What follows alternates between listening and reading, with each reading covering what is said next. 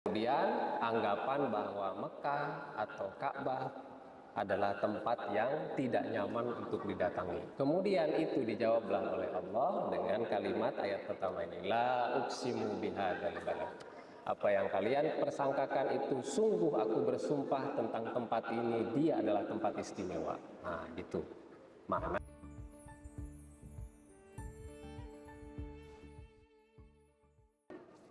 Assalamualaikum warahmatullahi wabarakatuh.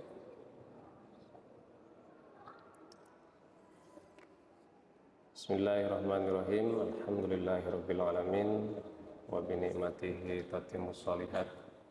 Asyhadu an la ilaha illallah wahdahu la syarika lah wa asyhadu anna Muhammadan abduhu wa rasuluh. Allahumma shalli ala Muhammad wa ala ali Muhammad. Rabbi shrah li sadri wa yassir li amri wahlul 'uqdatam min lisani yafqahu qawli. Bapak Ibu yang berbahagia, insyaallah malam hari ini kita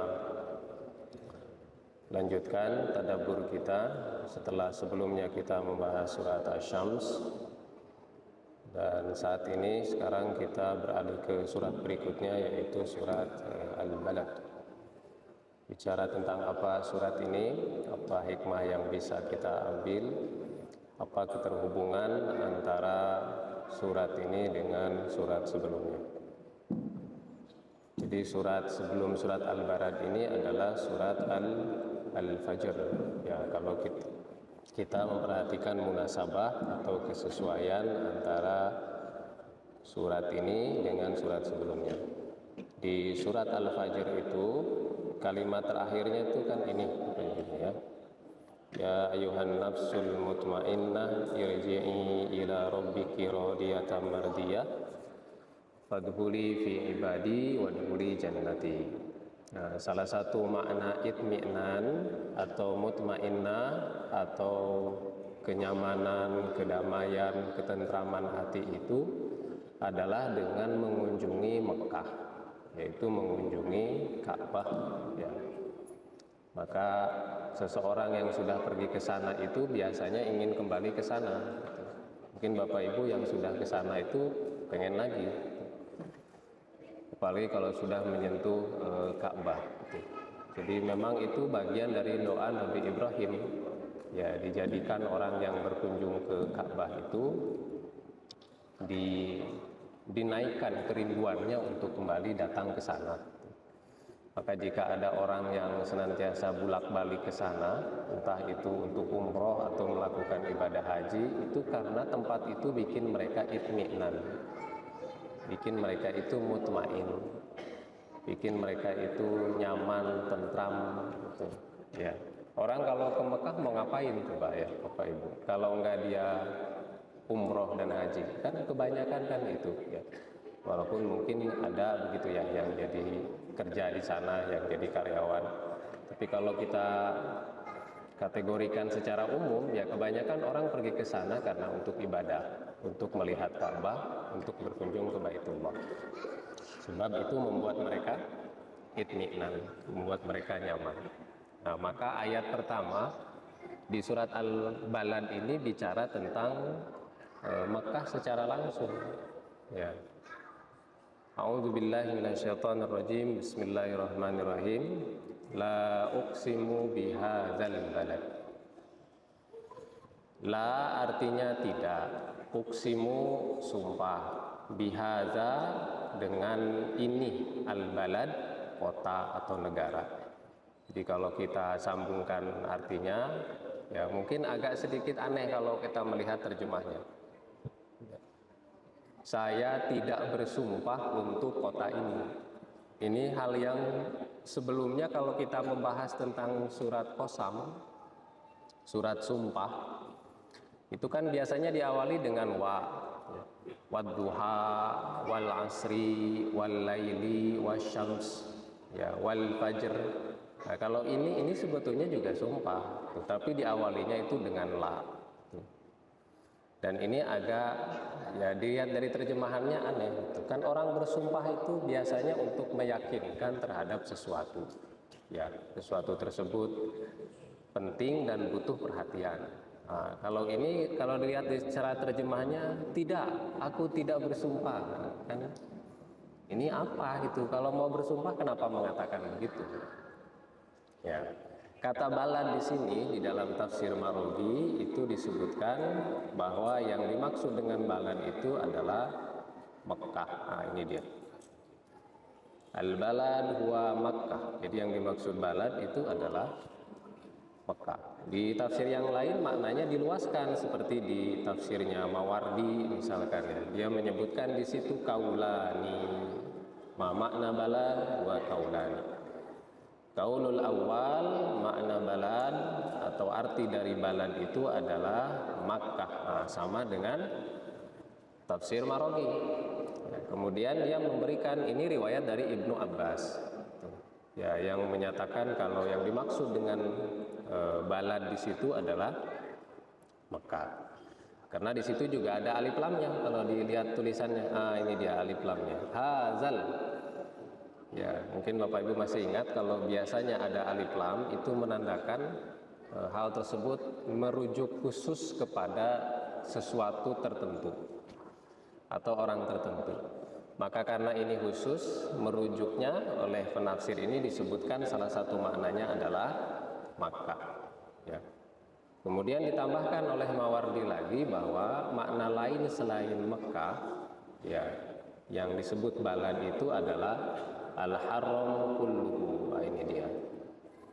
Jadi yang dimaksud bihazal balad atau bersumpah dengan kota negara ini, yang dimaksud balad di situ haram kulluhu. Haram kulluhu itu seluruh Mekah, ya. Bukan hanya sekitar Masjidil Haram saja, tetapi keseluruhan Mekah itu masuk ke dalam cakupan makna al-balad. Riwayat ini diambil dari Mujahid. Kenapa Allah memulai dengan kata la? Nah, ini tadi saya sebutkan ya.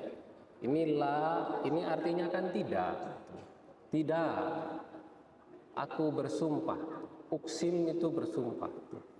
Kalau Allah mau bersumpah terkait tempat ini, kan mestinya uksim bihadzal balad.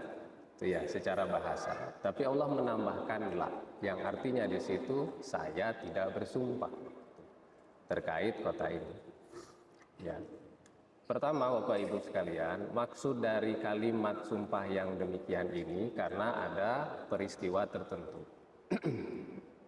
Peristiwa pertama adalah Nabi Muhammad sewaktu beliau itu beribadah, terutama ketika melaksanakan tawaf, yang itu tentu di depan Ka'bah, banyak dari orang-orang kafir Quraisy, orang-orang musyrik itu mencemooh apa yang Nabi lakukan, ya, mengolok-olok Nabi, menghina Nabi Muhammad dan para pengikutnya ketika mereka melakukan tawaf ibadah di depan Ka'bah tersebut, sampai pada tingkat yang amat sangat buruk. Ya.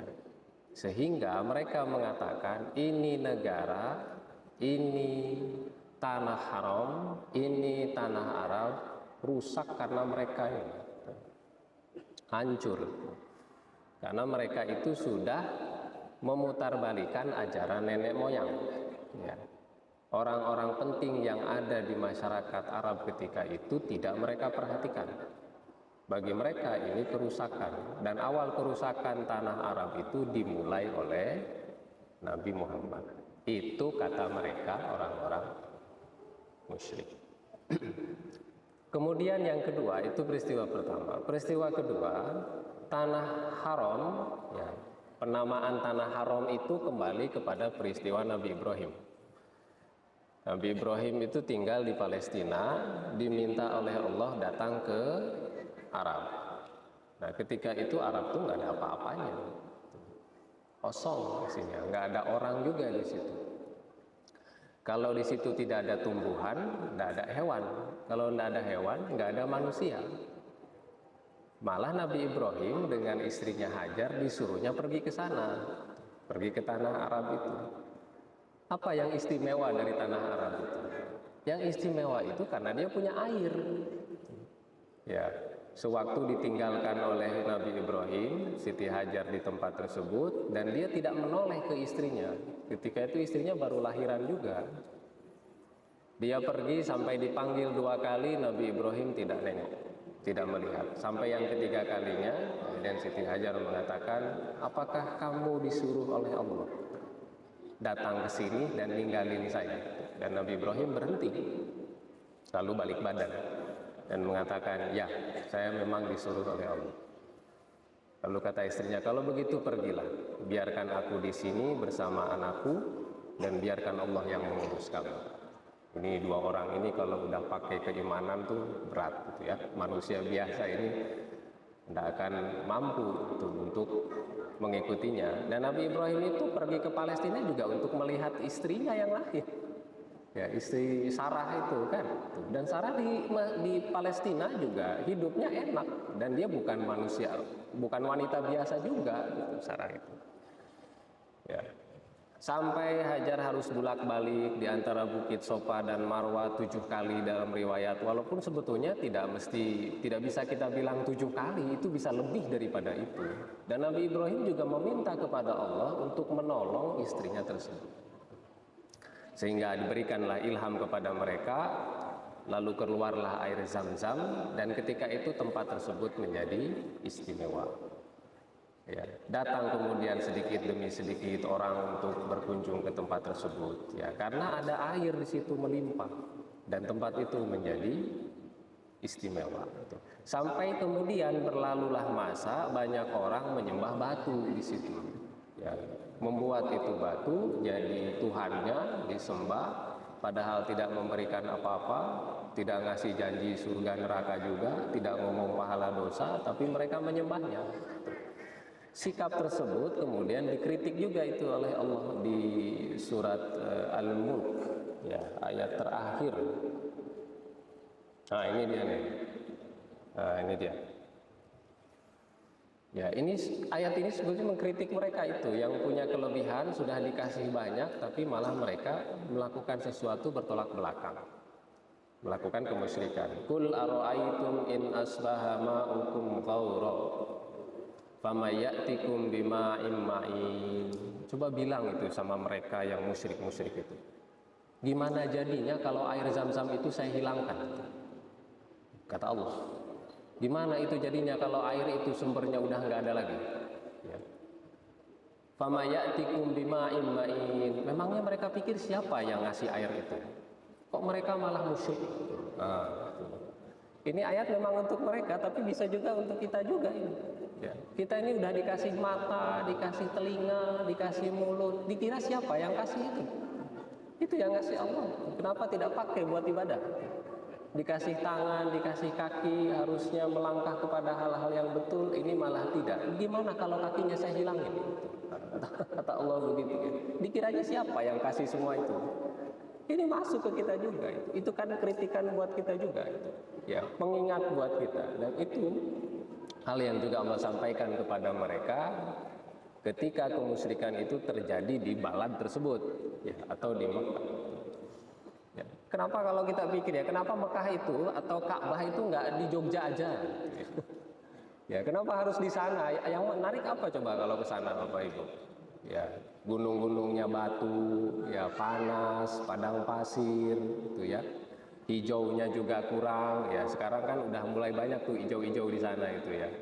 Tapi kalau dibandingkan dengan Jogja saja mungkin keindahannya lebih indah Jogja gitu ya. Kalau orang datang haji ke sini setelahnya kan bisa ke pantai gitu ya, bisa ke Merapi, bisa makan gudeg ya, macam-macam gitu. Tapi Allah kasih Ka'bah itu di situ. Di tempat yang tandus, di tempat yang nggak menarik, di tempat yang ya panas begitu, nggak ada keindahannya. Kenapa? Untuk memusatkan keinginan manusia datang ke situ itu hanya untuk Ka'bah, bukan untuk yang lain. Kalau orang datang ke Jogja, Ka'bah ada di sini, kangennya bukan cuma ke Ka'bah, nanti ke yang lain. Allah simpan Ka'bah di situ itu, biar orang datang ke sana tujuannya cuma satu, Ka'bah saja, sehingga keindahan yang lain itu terkalahkan. Ya, maka karena peristiwa inilah sejak saat itu Mekah itu dianggap sebagai haram. Ya, tempat di mana tidak boleh melakukan keburukan. Ya, menghina tidak boleh di situ, menumpahkan tidak boleh, menumpahkan darah tidak boleh di situ, peperangan tidak boleh di situ. Sejak saat itu. Dan kalimat ini la uksimu itu sebagai jawaban Allah yang menyebutkan kalau Ka'bah Mekah itu tempat yang buruk. Pengingkaran Allah kepada mereka yang menyatakan bahwa Ka'bah sekitarnya rusak karena Nabi Muhammad.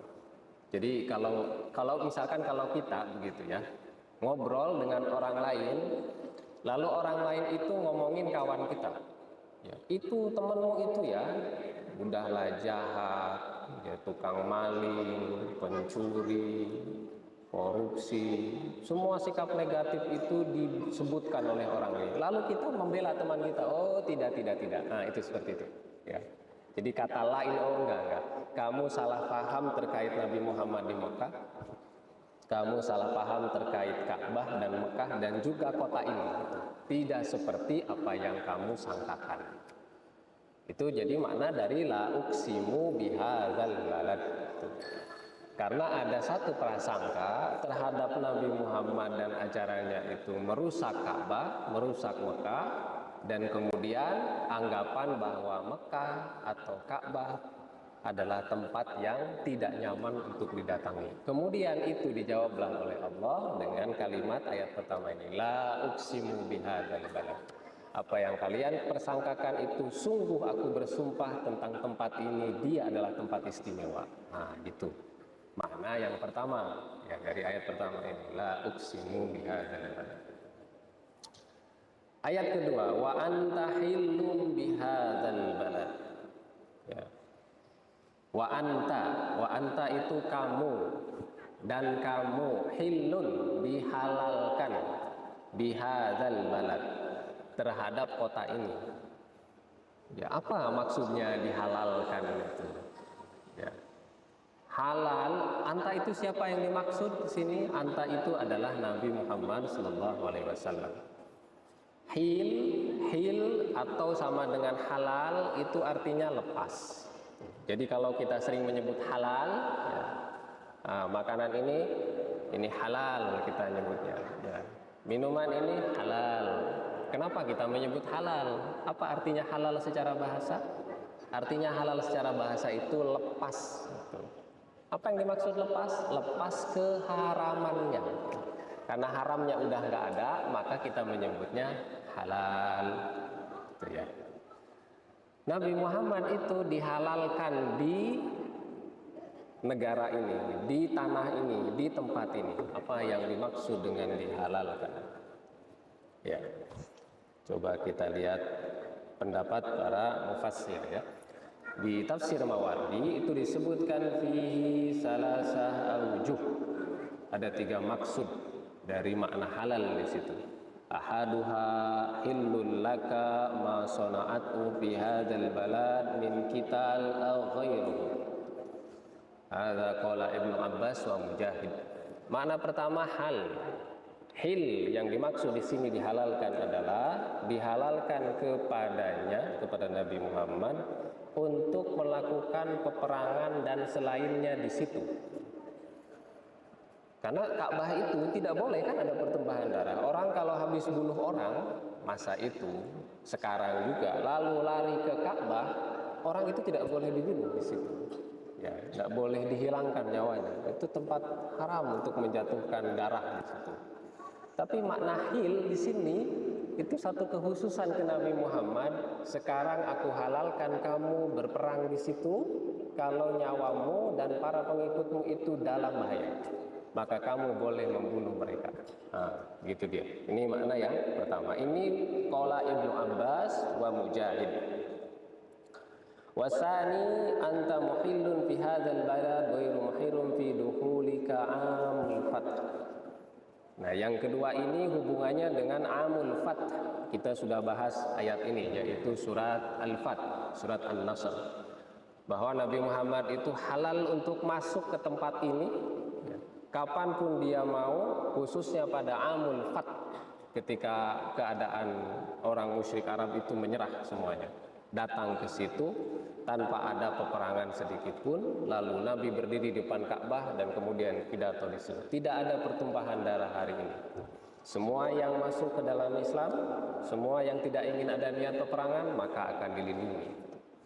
Itu makna yang kedua. Dan ini perkataan dari Hasan juga Atha. Makna yang ketiga, ayyastahillul musyrikun fihi hirmatika wa hirmatu min ittabi'aka taubihan lil musyrikin. Nah, ini makna yang kurang bagus ya, karena ini hubungannya dengan bolehnya Nabi Muhammad itu dibunuh di sekitar Ka'bah dengan para pengikutnya. Ya, di kurang ajarnya mereka ini orang-orang musyrik. Orang musyrik itu tidak mau membunuh orang lain di Ka'bah atau dekat Ka'bah. Tapi kalau itu sudah Nabi Muhammad dan para pengikutnya, mereka mengatakan halal. Bunuh saja mereka ini. Ya, untuk Nabi Muhammad mereka melakukan itu, tapi untuk orang lain tidak apa-apa. Ya, orang lain dari mereka yang tidak mengikuti Nabi Muhammad, kalau dia membunuh orang masuk Ka'bah akan selamat, kita tidak akan apa-apakan. Nah, tapi kalau Nabi Muhammad dan para pengikutnya, mereka kalau sudah di sini, kalau lari ke Ka'bah, kita harus bunuh juga. Nah, itu makanya salah satu makna hil. Wa anta hil bihadzal balad. Kamu itu dihalalkan oleh orang musyrik ketika kamu berada di dalam kota ini. Ya. Wa makna rabi wa antahil fin nazil. Nazil itu turun ke situ kapanpun dia mau. Nah, ya. Jadi setelah Allah menyebutkan kekhususan dari kota Mekah ini, di kota ini juga diberikan kepada kekhususan yang lain, yaitu hil, dihalalkan apapun yang Nabi lakukan di situ. Ayat berikutnya di surat Al-Balad, wa walidi wa ma walad. Apa makna walid? Wa walid, dan orang tua juga anaknya. Apa maksudnya itu? Ini Bapak Ibu kalau dilihat dari kalimatnya, ini tidak ada alif lam semua. Jadi kalau itu tidak ada alif lam, itu maknanya terbuka buat siapapun, umum. Orang yang merasa dirinya ayah dan juga yang merasa dirinya punya anak, itu masuk dalam kategori ini. Wa walid wa ma walad, dan depi bapak dan juga anaknya. Ya. Walaupun di sini juga ada beberapa pengertian. Fihi arba'ah auzuh. Yang dimaksud dengan wa walid wa ma walad, pertama adalah Adam wa ma walad. Ya. Yaitu Nabi Adam dan juga anak-anaknya. Ini perkataan dari Qatadah, Mujahid, Hasan dan Dhahak. Kemudian makna yang kedua, annal walid Ibrahim wa ma walad. Yang dimaksud di sini adalah Nabi Ibrahim dan juga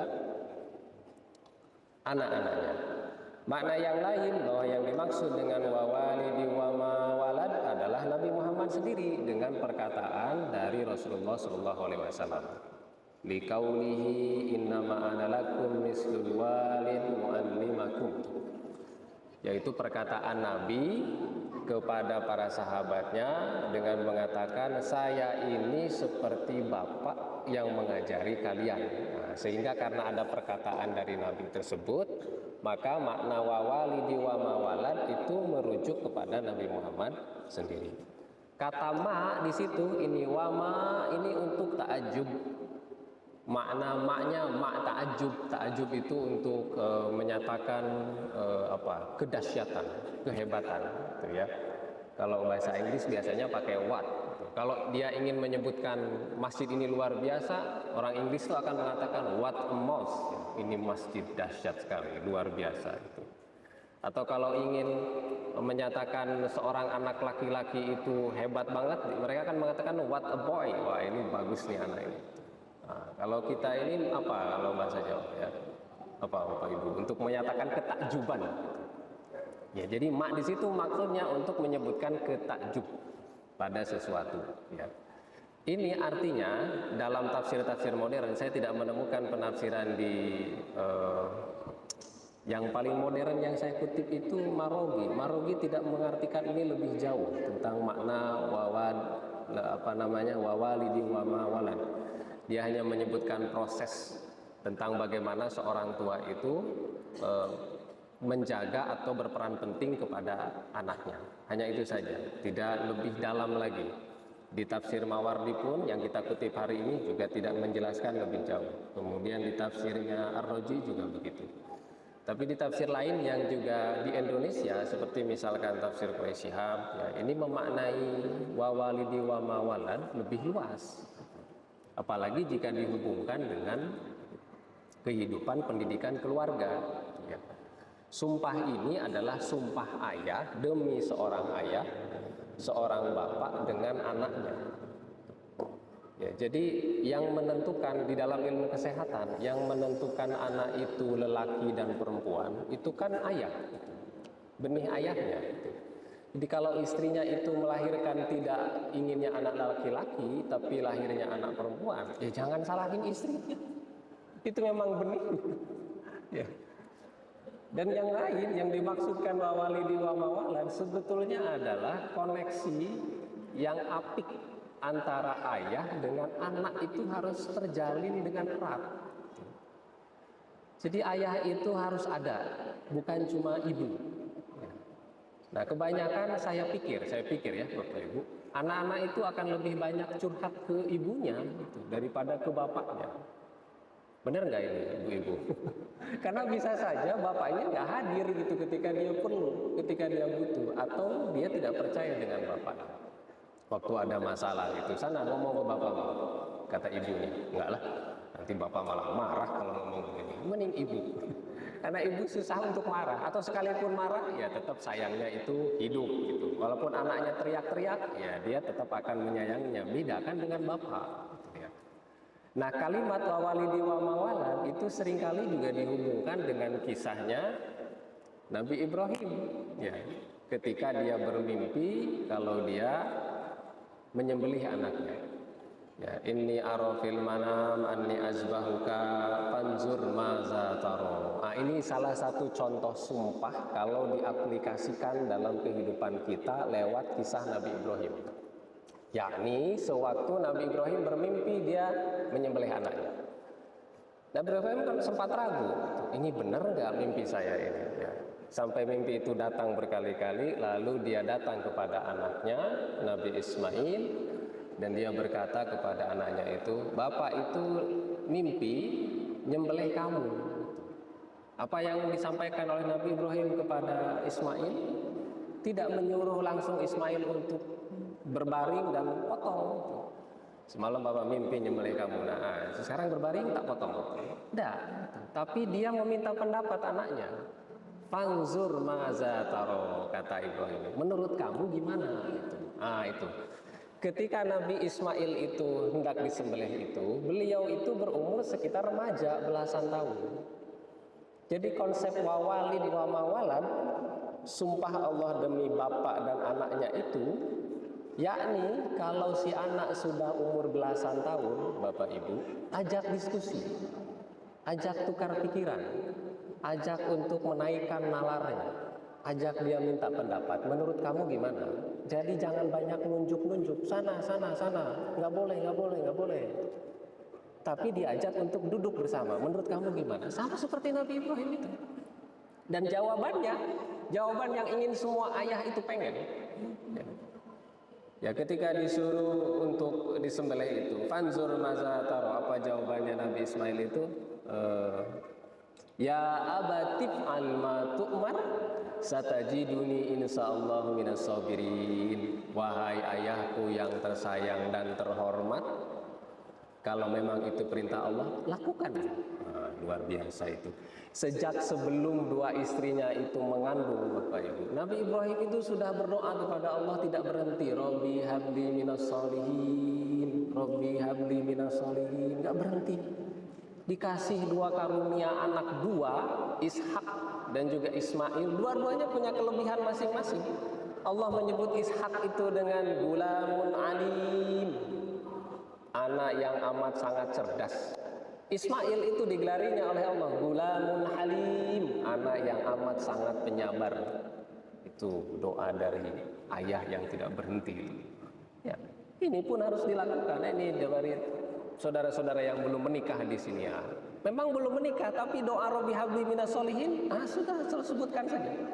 Setiap sholat Rabbi habli minas solihin. Mudah-mudahan nanti ketika istrinya melahirkan betul-betul diijabah oleh Allah. Ya. Itu satu komunikasi, wa walid wa ma walad, atau seperti ketika masanya Luqman Al-Hakim. Ya, di surat Luqman. Coba kita lihat. Surat Luqman. Ya. Bagaimana Luqman itu berkomunikasi dengan anaknya. Nah, ini dia ya, di surat Luqman ayat ke-12. Ini masih hubungannya dengan walid wa ma walad, sumpah ayah dengan anaknya. Apa yang begitu istimewa? Pertama tadi itu, ngobrol, komunikasi. Jangan sampai kita sebagai seorang ayah itu karena capek nggak mau bicara. Sudahlah, Bapak udah capek. Sana sama ibu kamu saja. Harus ada waktu di mana anak itu diajak ngobrol, Pak. Diajak jalan, diajak pergi, diajak berdiskusi. Ini yang dilakukan oleh Luqman. Laqad ataina Luqmana hikmata an yashkur lillah wa may yashkur fa innama yashkuru li nafsihi. Wa man kafara fa innallaha ghaniyyun hamid. Kemudian setelahnya ini kepada anaknya nih. Wa id qala Luqman libnihi wa huwa ya'izuhu. Luqman bicara dengan anak lelakinya, wa huwa ya'izuhu. Mau izoh, Bapak Ibu tahu mau izoh? Mau izoh hasanah. Apa mau izoh hasanah itu? Nasihat yang baik ya. Tapi maknanya bukan begitu, mau izoh. Kalau ayah ke anaknya mau izoh itu bukan ngasih nasihat, nah sholat ya, nah mengaji, nah belajar ya, sudah pergi. Bukan. Mau izoh itu ngomong dari hati ke hati. Ada waktu bicara dengan mereka itu. Duduk di sini atau ajak kemana lah pergi. Selama pergi itu nggak penting kemananya, tapi ngobrol dengan anaknya itu. Bicara. Jadi lama-lama lambat laun si anak juga percaya sama si bapak itu. Ketika ada masalah, dia langsung datang ke bapaknya. Ya, aku ada masalah. Menurut ayah gimana nih? Ya, aku ada problem nih, seperti ini nih. Tapi aku nggak tahu caranya. Itu hubungannya berarti sudah terjalin dengan bagus. Ya'izuhunya itu jalan. Jadi bukan cuma formalitas datang ngasih duit, ngasih jajan, ngajak jalan-jalan, kerja lagi, udah nggak ada lagi. Nah, maka Luqman itu berhasil karena konsep ya'izuhnya dia pakai. Dia datang ke anaknya, dia bicara, dia ngobrol dari hati ke hati. Dan apa yang disuruh oleh dia bukan sholat dulu, Bapak Ibu. Bukan. Yang pertama yang disuruh Luqman kepada anaknya itu ini, la tusyrik billah. Jangan syirik. Ini yang pertama harus dikasih tahu. Ya, sholat itu bukan nomor pertama, malah jangan syirik. Kemudian yang kedua, wa wasainal insan pada orang tuanya. Setelah syirik, hormati orang tua kamu itu. Ya.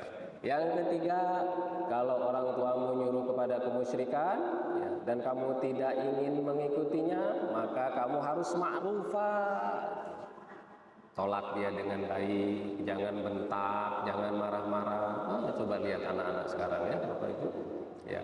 Mungkin ada step yang kita lupa. Pertama, kita memang kurang ya'izuh gitu ya. Ini juga kritik buat saya ini ya. Ke anak saya juga mungkin harus lebih banyak ya'izuhnya. Hadir bicara, ngobrol dari hati ke hati, betul-betul ngobrol. Dan yang dibahas betul-betul penting gitu. Salah satu yang dibahas itu ya soal kemusyrikan dulu, jangan musyrik. Hormati orang tua kamu. Ya, kalau dia nyuruh kepada keburukan, ya, kamu tidak suka, maka tolaklah dengan cara yang ma'ruf. Kemudian dikasih tahu tentang kekuasaan Allah. Ya bunayya innaha in takum misqala habatin min hardalin fatakuna fis sahra aw fis sama aw fil ardi ya'ti bihallah. Jangan coba menyembunyikan keburukan. Mau itu di dalam pasir pun, mau itu di langit, ketahuan. Siapa yang tahu? Allah. Baru setelah ini, setelah ngomong musyrik, jangan musyrik, setelah ngomong kepada orang tua harus hormat, jangan mencercanya, menghinanya, walaupun mereka itu buruk ke kamu. Setelah memberitahukan kekuasaan Allah, baru itu yang kelima disuruhnya sholat. Ya bunayya aqimis sholat. Kalaulah anak kita ini susah sholat, mungkin terlalu cepat nyuruh ke sholatnya. Belum ada obrolan ngomong soal kemusyrikan. Ya, belum ada obrolan terkait hormati orang tua, kekuasaan Allah. Langsung kita nyuruh sholat. Akhirnya anaknya sholatnya susah. Karena dia tidak tahu buat apa dia sholat. Apa pentingnya? Ya. Nilai-nilai itu dilupakan. Barulah setelah itu akhlak sosial. Wala tusair haddaka linnas wala tamshi fil ardi marha. Enggak usah bangga-banggaan depan orang. Ya, jangan pamer ya. Biasa saja kalau jalan, waqsid fi masyika waghdud min sautik. Rendahkan suaramu ketika bicara. Ini ya aizu. Ini wa walid wa ma walad. Bisa ditafsirkan oleh ayat yang lain. Karena saya sebagai seorang ayah, Bapak juga di sini mungkin ada yang jadi ayah, maka biasakanlah untuk ya'izu kepada anaknya. Jangan hanya menyerahkan itu kepada ibunya saja, gitu ya. Tapi kita juga sebagai seorang ayah harus melakukan karena efek dan pengaruhnya besar.